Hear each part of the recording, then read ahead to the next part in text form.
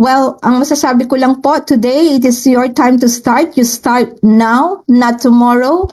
You start where you are, kung saan po man kayo ngayon.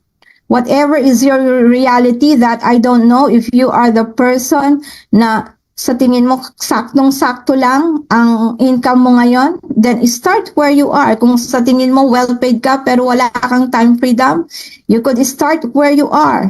Kung sa tingin mo ang reality mo ngayon kulang na kulang ka, then start from that reality and create possibilities. The possibility na mag-earn ka ng 100,000 pesos or more. Yan. Start with what you have. Yes, you have to start with what you have.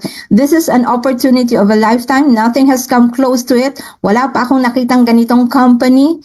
So this is a global business with 3,000 pesos to start up for a global business. Saan kayo makakakita? Lucky for you na nasa Pilipinas, hindi nyo kailangan lumayo and you will have the opportunity to earn dollars. Binanggit ko na po yan, ang baba ng purchasing ng value ng pera natin. So maximize this opportunity. Kung 3,000 yan at ilalagay mo sa traditional business, magkano? Anong traditional business ang kaya mong i-put up, right? Diba? Ayan, anong traditional business ang kaya mong i-put up sa 3,000 pesos? Tell me. Fishball? Food cart? Magkano ang food cart? Sari-sari store? Anong itsura ng sari-sari store mo sa 3,000? Okay, I want you to kwek-kwek. Ay, yung permit po. Yung food cart, kailangan yan, di ba? Sanitation permit, yung paglakad mo, hindi ka pwedeng, dapat gawin mo legally operating. And kwek-kwek, sige, sari-sari store. Pag nagkasakit ka, close ang kwek-kwekan mo, di ba? This one, it uses leveraging wherein every person na mayayaya mo dito can be your outlet, your branch, di ba? Para kang franchise. But you don't need millions. Para kang franchisee ng Live Good na hindi mo kailangan ng thousands of dollars. You only need 3,000 pesos, 49.95. Right? O yan, 3K daw, tinda ng banana Q. Pag nagkasakit ka, close yung banana Q mo, right?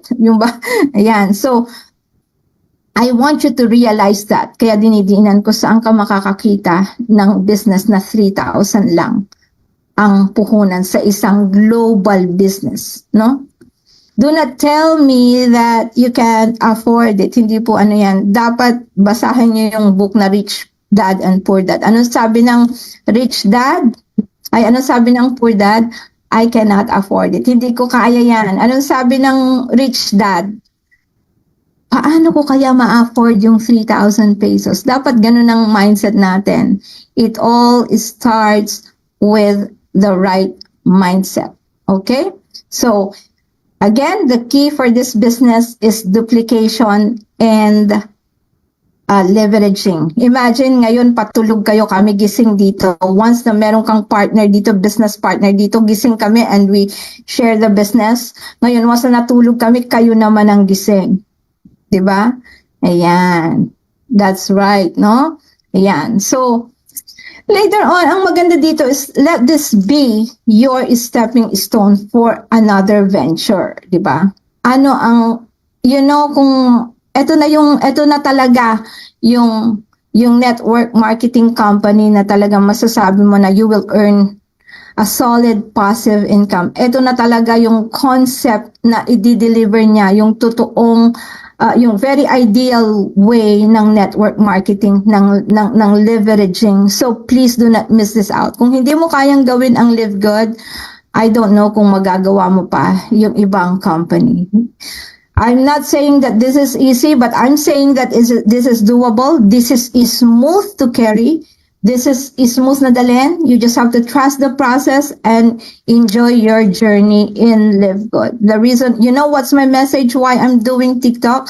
My message is that napaka-smooth dalhin ang Live Good. Naka-focus ka in driving the sales and you get to promote your business sa paraang alam mo. Right? If your passion is singing, then promote it with a product in your hand while singing. If your passion is cooking, you promote it habang nagluluto ka. Yan. Yeah, that's right. Do it and focus. That's right.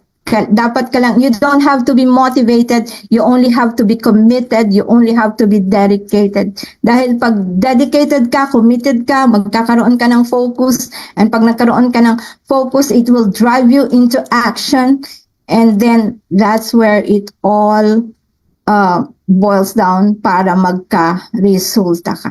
Yan. Okay. So, start with all your insecurities. Do not say na hindi ko kaya to. Again, you only have to start with 2 people. And please, kaya ka na insecure kasi kinukumpara mo yung sarili mo sa iba. Do not ever compare yourself to others. Compare yourself with your own self kung ano ka yesterday. Okay? Kasi pag kinumpare mo ang sarili mo sa mas magaling sa'yo, the easiest way to do is bumitaw ka at sasabi mo, magaling siya mabilis sila No!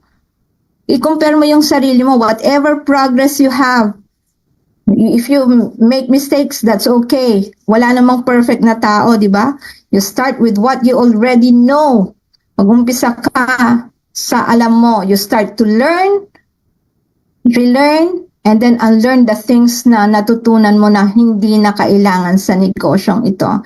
Start and make mistakes. Walang perfect na tao. It's okay to make mistakes. Actually, I don't call them mistakes. I call them lessons. No? Yan. So, mag-i-improve tayo. Ang pinaka-importante is to be a better version of yourself. Start small. Start with 3,000 pesos. Start now. And just start. Okay? Yan. So, just be like Nike. And just do it.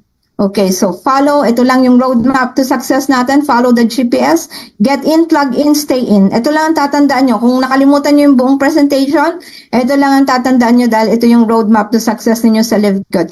Get in, mag-join ka, plug in, aralin mo yung negosyo by starting your back office, learn from the trainers, learn from the speakers, learn from your upline, learn from your sideline, from your crossline. Ang importante, matutunan mo yung tamang paraan ng pagpalaganap at gawin ang negosyong Live Good. And then stay in. Please don't fall out of the matrix. Pay your subscription.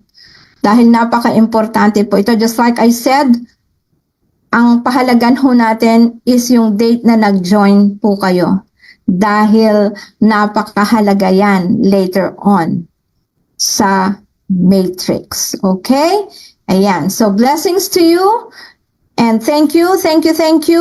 And again, last message, see you all at the top. Yes. Okay. So, just be resilient. And ito po ang isang maipapayo ko po ha. Do not take rejections personally. Lahat naman po tayo nare-reject. Wag niyo hong i-personal ang rejection. Always do the SW5. Some will join you. SW, some will, some won't. So what? Somewhere, someone is waiting. Ganun lang po. Lamunin po natin ang rejection. Wag ho kayong ang importante, alam niyo yung sinasabi niyo, alam niyo yung negosyo, alam niyo po, clear ang vision niyo, klaro kung bakit kayo nag-join. I-start po kayo sa inyong why kung bakit mo gagawin. So once na-start mo yung why, alam mo, malalim ang why mo. Your why should be so deep that it can make you cry. No? Pag malalim ang why mo, the hows are easier to do.